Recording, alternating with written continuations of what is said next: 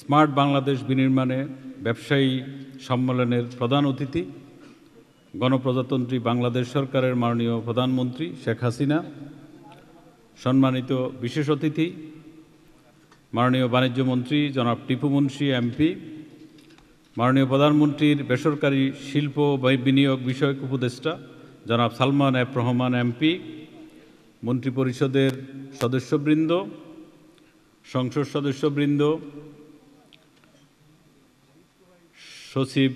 Senior সচিববৃন্দ এবং সরকারি কর্মকর্তাবৃন্দ, এফবিসিসিআইয়ের সম্মানিত সিনিয়র সহসভাপতিবৃন্দ, পরিচালকবৃন্দ, এফবিসিসিআইয়ের সম্মানিত প্রাক্তন সভাপতি ও সহসভাপতিবৃন্দ, সম্মানিত ব্যবসায়ী নেতৃবৃন্দ, সম্মানিত সুধী, আসসালামু আলাইকুম।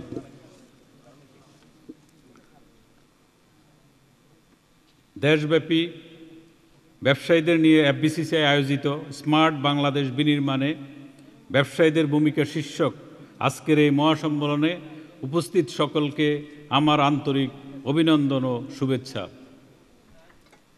সম্মানিত সুধী, অনুষ্ঠানের শুরুতেই আমি অত্যন্ত শ্রদ্ধার সাথে স্মরণ করছি হাজার বছরের শ্রেষ্ঠ বাঙালি, বাংলাদেশের স্বাধীনতার স্থপতি, বাঙালি জাতির স্বপ্নদ্রষ্টা, জাতির জনক বঙ্গবন্ধু শেখ মুজিবুর রহমানকে।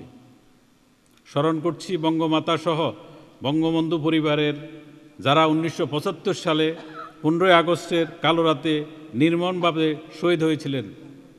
আরও শ্রদ্ধার সাথে স্মরণ করছি জাতীয় 4 নেতা, 30 লক্ষ শহীদ এবং 2 লক্ষ মা বোনদের। স্মরণ করছি সকল মুক্তিযোদ্ধা এবং তাদের পরিবারের সদস্যদের, যাদের আত্মত্যাগের আমরা পেয়েছি আমাদের স্বাধীনতা।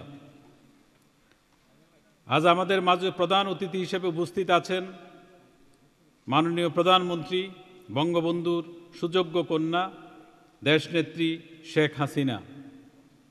নিজস্ব মেধা গুণে তিনি আজ জাতিসংঘ সহ বহু আন্তর্জাতিক প্রতিষ্ঠান থেকে পেয়েছেন অসংখ্য পুরস্কার। মাননীয় প্রধানমন্ত্রী, আজকের এই শুভক্ষণে ব্যবসায়ী সমাজের পক্ষ থেকে আপনাকে জানাই স্বাগতম, অভিনন্দন এবং কৃতজ্ঞতা।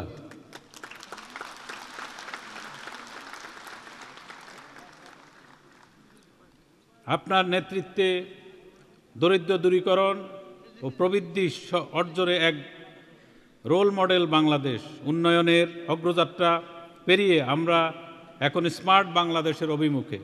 কৃষি, শিল্প, সেবা প্রতিটি ক্ষেত্রেই আমরা এগিয়ে যাচ্ছি। কৃষিতে স্মার্ট প্রযুক্তি কাজ করছে জাদুর মতো। প্রযুক্তি প্রয়োগের সাথে বড় ব্যবসায়ীরা এখাতে বিনিয়োগ করতে শুরু করেছেন। শিক্ষিত যুবকরাও কৃষি উদ্যোক্তা হিসেবে নিজেদের পেশাকে বেছে নিচ্ছে, ফলে এই খাতে কর্মসংস্থানের এক নতুন দ্বার উন্মুক্ত হয়েছেন।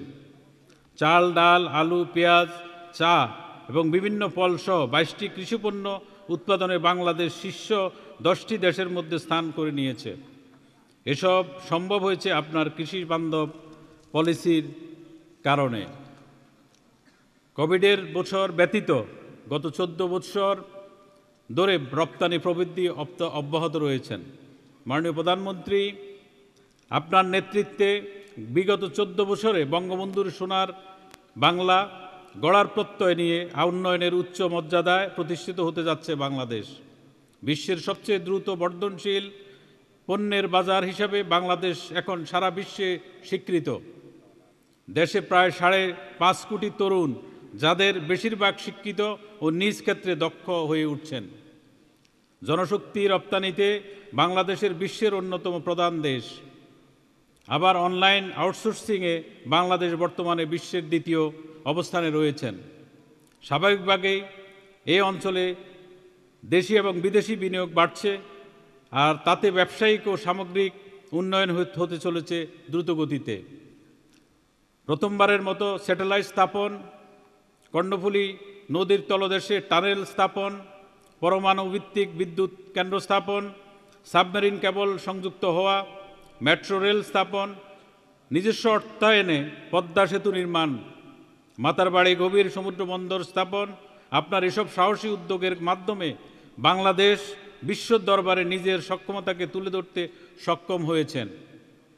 বিশেষ করে নিজস্ব অর্থায়নে পদ্মা সেতুর নির্মাণে বাংলাদেশের জনজীবন এবং অর্থনৈতিক কর্মকাণ্ডের গতিশীলতাকে কয়েক ধাপ এগিয়ে দিয়েছে।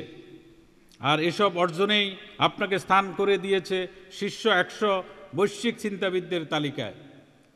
আপনাকে প্রধানমন্ত্রী হিসাবে পেয়ে এদেশের জনগণ এবং ব্যবসায়ীরা গর্বিত। সম্মানিত সুধী, করোনা মহামারী, রাশিয়া ইউক্রেন যুদ্ধ, প্রাকৃতিক দুর্যোগ সহ সকল বাধা অতিক্রম করে আমাদের অর্থনৈতিক কার্যক্রম এগিয়ে চলেছেন। 2009 সালের $79 বিলিয়ন জিডিপি এখন $465 বিলিয়ন উন্নতি হয়েছে। জিডিপিতে কৃষি নির্ভরতা 20.3% থেকে কমে 2023 সালে 11.2% এবং শিল্প খাতের অবদান 29.9% থেকে 2023 সালে বেড়ে হয়েছে 37.57%। 2009 সালে বাজেটের আকার ছিল 88,066 কোটি টাকা। 2023 সালের বাজেট আকার দাঁড়িয়েছে 7,61,785 কোটি টাকা। মাথাপিছু আয় ছিল $676, বর্তমানে তা $2765 উন্নীত হয়েছে। 2041 সালের মাথাপিছু আয় হবে $12,500। রপ্তানি আয় ছিল $15.6 বিলিয়ন এবং 2022-23 সালে রপ্তানি আয় হয়েছে $55.57 বিলিয়ন। 2041 সালে রপ্তানি আয় হবে $300 বিলিয়ন। এমডিজি অর্জন, এসডিজি প্রগ্রেস অ্যাওয়ার্ড প্রাপ্তি, শিক্ষা ও স্বাস্থ্য খাতের উন্নয়ন, champion of the earth award, নারীর ক্ষমতায়ন, 100% গড়ে বিদ্যুতের আলো পৌঁছানো, স্মার্ট পোর্টের উন্নয়ন, 100টি অর্থনৈতিক অঞ্চল প্রতিষ্ঠা ও খাতভিত্তিক শিল্প স্থাপন, বিদেশিদের সাথে কূটনীতিক ও দ্বিপাক্ষিক বহুপাক্ষিক বাণিজ্য সম্পর্ক উন্নয়ন, রপ্তানি ও বৈদেশিক মুদ্রা রিজার্ভ বৃদ্ধি, সুনীল অর্থনীতির অঞ্চল সম্প্রসারণ, জলবায়ু সহিষ্ণু অর্থনীতির বিনির্মাণে 100 বছর এর রোডম্যাপ সহ ডেল্টা 2100 প্ল্যান। প্রতিটি ক্ষেত্রে আপনার আত্মবিশ্বাস, দৃঢ়তা এবং সাহস আমাদেরকে অনুপ্রাণিত করেছে। আপনার এই সব উন্নয়ন কার্যক্রম জনগণ, বিশেষ করে ব্যবসায়ীদের সম্পৃক্ত করার ফলে আমরা ব্যবসায়ীরাও নিজেদের উন্নয়নের পাশাপাশি দায়িত্বশীল নাগরিক হিসাবে দেশের উন্নয়নমূলক কার্যক্রম এবং সামাজিক সেবায় অংশীদার হতে পেরেছি। মাননীয় প্রধানমন্ত্রী, চতুর্থ শিল্প বিপ্লবের মহেন্দ্রক্ষণে আমরা উন্নয়নশীল দেশের উন্নীত হয়েছি, আর তা সম্ভব হয়েছে আপনার ডিজিটাল বাংলাদেশ গড়ার স্বপ্ন বাস্তবায়ন, সুদৃঢ় উদ্যোগ এবং সুপরিকল্পিত পথচলা মধ্য দিয়ে। শিক্ষা থেকে শুরু করে যাতায়াত, ভ্রমণ, খেলাধুলা, ক্রয় বিক্রয়, তথ্যসেবা, স্বাস্থ্যসেবা, তৈরি খাবার সাপ্লাই, বিনোদন ইত্যাদি সবই মানুষ পাচ্ছে ডিজিটাল পদ্ধতিতে। 2012 সালে 2,50,00,000 ইন্টারনেট ব্যবহারের সংখ্যা বেড়ে 12,80,00,000 দাঁড়িয়েছে। আমাদের তথ্য বাতায়ন সমৃদ্ধ হয়েছে 52,000-এরও বেশি ওয়েবসাইটের মাধ্যমে। আপনার নেতৃত্বের ছায়াসঙ্গী হয়ে এদেশের ব্যবসায়ীরা বাংলাদেশের অর্থনীতিকে সমৃদ্ধির পথে এগিয়ে নিয়ে যাচ্ছে। মাননীয় প্রধানমন্ত্রীর পরিকল্পনা অনুযায়ী 2041 সালের উন্নত বাংলাদেশ হবে smart citizen, smart economy, smart government, smart society. এ নিয়ে একটি স্মার্ট বাংলাদেশ, অর্থাৎ প্রযুক্তির ব্যবহারের প্রত্যেকটি সিটিজেন হবে দক্ষ, অর্থনীতি পরিচালিত হবে প্রযুক্তির মাধ্যমে, সরকারের সকল কার্যক্রম এবং সমস্ত সমাজ ব্যবস্থাই হবে স্মার্টভাবে পরিচালিত। ন্যায্য বাজার ব্যবস্থা, উৎপাদনের বিভিন্ন উপকরণের অবাধ প্রবাহ, মেধা সম্পত্তি অধিকার এবং একটি পারস্পরিক প্রতিযোগিতামূলক পরিবেশ তৈরি করার মাধ্যমে উদ্যোক্তাদের উৎসাহিত করার জন্য সকলকে নিবেদিত হয়ে কাজ করতে হবে। বিনিয়োগ ও বাণিজ্যকে স্মার্টলি পরিচালনার জন্য জাপানের জ্যাট্রো, কোরিয়ার কোট্রা, চায়নার সিসিপিআইটি এবং সম্প্রতি ভিয়েতনাম কর্তৃক প্রণীত ভিয়েত ট্রেড সেন্টারের ন্যায় বাংলাদেশের একক পেশাজীবী ভিত্তিক বিনিয়োগ বাণিজ্য সংস্থা স্থাপন সমূহের দাবি জানাচ্ছি। সেই সাথে বাংলাদেশকে ব্র্যান্ডিং করার লক্ষ্যে গুরুত্বপূর্ণ বাণিজ্যিক দেশসমূহের প্রত্যেকটির জন্য একজন করে ব্যবসায়ীকে ফোকাল পয়েন্ট হিসেবে উক্ত সংস্থায় নিয়োগ দেওয়ার প্রয়োজন রয়েছেন। মাননীয় প্রধানমন্ত্রী, এফবিসিসির সকল উন্নয়নমুখী কার্যক্রমে আমরা আপনাকে সাথে পেয়েছি। বাংলাদেশের বিজয়ের 50 বছর পূর্তিতে 16 দিন ব্যাপী লাল সবুজের মহা উৎসব আয়োজিত বাংলাদেশের 50 বছর পূর্তি উপলক্ষে 16 দিন ব্যাপী আয়োজিত লাল সবুজের মহা উৎসবে অনুষ্ঠানে আমরা প্রধান অতিথি হিসাবে আপনাকে পেয়েছিলাম।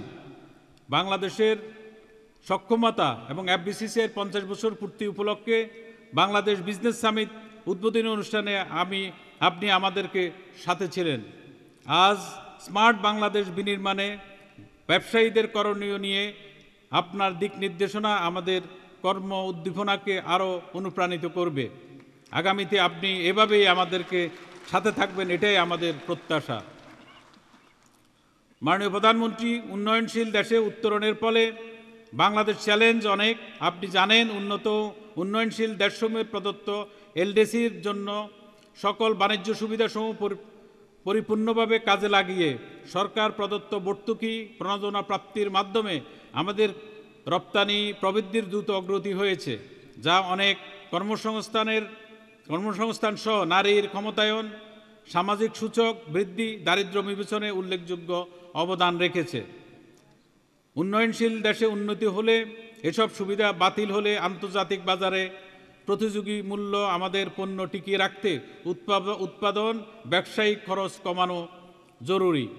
কস্ট অফ ডুইং বিজনেস কমাতে আমাদের প্রয়োজন কম্পিটিটিভনেস বাড়ানো। এই জন্য আমাদের WTOর কমপ্লায়েন্সের সাথে সমন্বয় করে ব্যাট ট্যাক্স এবং ডাটা ইউটিলিটি চার্জে প্রয়োজনীয় ছাড়, শিল্পের চাহিদার সাথে সঙ্গতি রেখে উৎপাদন সক্ষমতা বৃদ্ধি, কাঁচামালের সহজলভ্যতা সহ আভ্যন্তরীণ ক্ষেত্রে সব ধরনের নীতিগত এবং আর্থিক ও কারিগরি সহায়তা প্রদান অত্যন্ত জরুরি।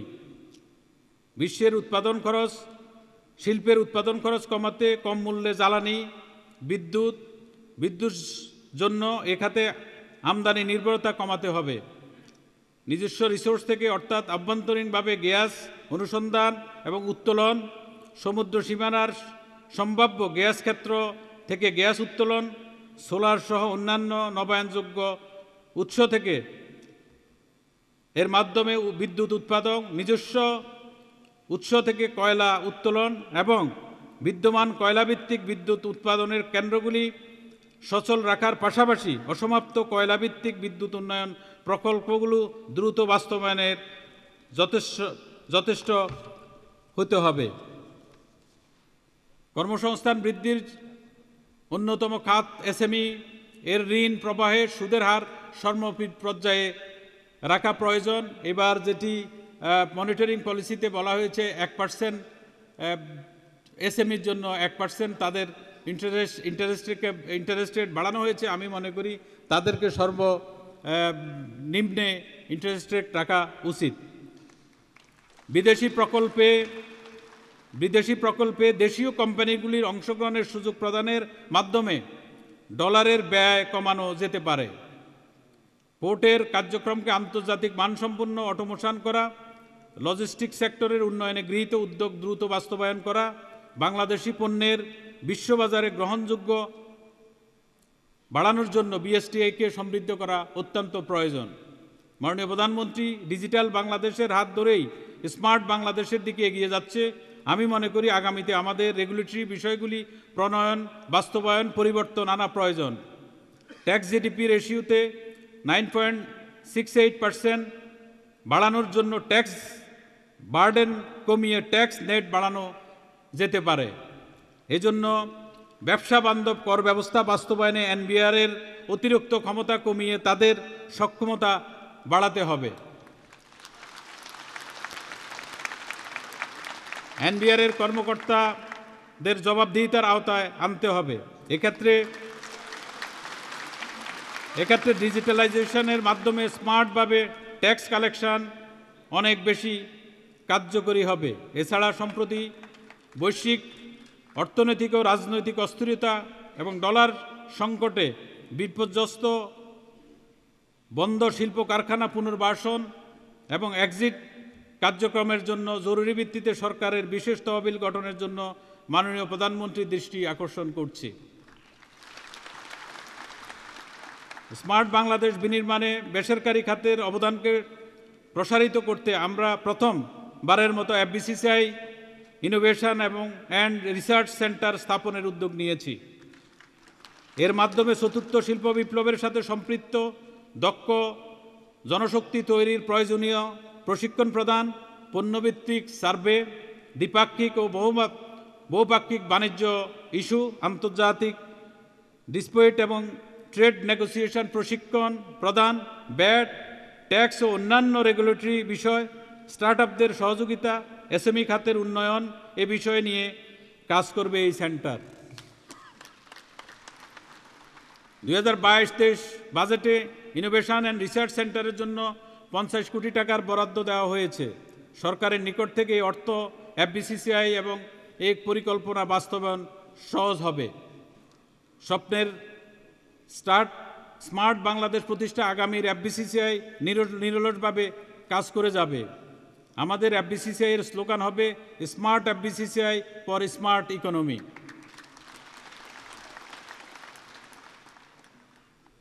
পরিশেষে আমি বলতে চাই, আপনি যেভাবে আমাদের দেশকে এগিয়ে নিয়ে আসছেন, যে আমাদের যে অবস্থান সৃষ্টি হয়েছে, এই অবস্থানকে ধরে রাখার জন্য এবং আমাদের যে কিছু প্রবলেম আছে, যেটি আমি বলেছি, আমাদের জ্বালানি খাতে আমাদেরকে কয়লাভিত্তিক কয়লা উত্তোলন করা সহ যে সকল আমাদের প্রবলেমগুলি আছে, এগুলিকে আপনার মাধ্যমে আমরা সমাধান করতে চাই। এই জন্য আমরা চাই, আমরা সবাই ব্যবসায়ীরা আজকে একমত ঐক্যবদ্ধ হয়েছেন, আগামীতে আপনার নেতৃত্বে আমরা এগুলিকে সমাধান করতে চাই। সুতরাং আমি মনে করি আপনার নেতৃত্ব আমাদের প্রয়োজন। আমি আপনাকে আবার বাংলাদেশের প্রধানমন্ত্রী থাকতে হবে আমাদের জন্য, ব্যবসায়ীদের জন্য। আমি আপনাকে অত্যন্তভাবে কৃতজ্ঞতা জানাচ্ছি। আপনি এফবিসিসিআই ডাকে যখনই আপনাকে আমরা চেয়েছি, আপনি আমাদের ডাকে এসেছেন। এজন্য আমরা নিজেদেরকে গর্বিত মনে করছি। এবং পরিশেষে আমি অনুষ্ঠানের আমাদের বিশেষ অতিথি, আমাদের অত্যন্ত প্রিয় মানুষ, আমাদের কমার্স মিনিস্টার, আমাদের টিপু ভাই, বীর মুক্তিযোদ্ধা, ওনাকে ধন্যবাদ জানাচ্ছি, উনি এসেছেন। এবং আমাদের নেতা, আমাদের বেসরকারি খাতে যিনি নেতা সালমান এফ রহমান, ওনার কাছে অত্যন্তভাবে আমরা কৃতজ্ঞ। আমাদের যা কিছু আমরা এই অনুষ্ঠানগুলি করছি, এগুলির পাশে উনি যদি না থাকতেন এটি সম্ভব হতো না। আমি সবাইকে ধন্যবাদ জানিয়ে আমার বক্তব্য এখানে শেষ করছি। জয় বাংলা, জয় বঙ্গবন্ধু, আল্লাহ হাফেজ।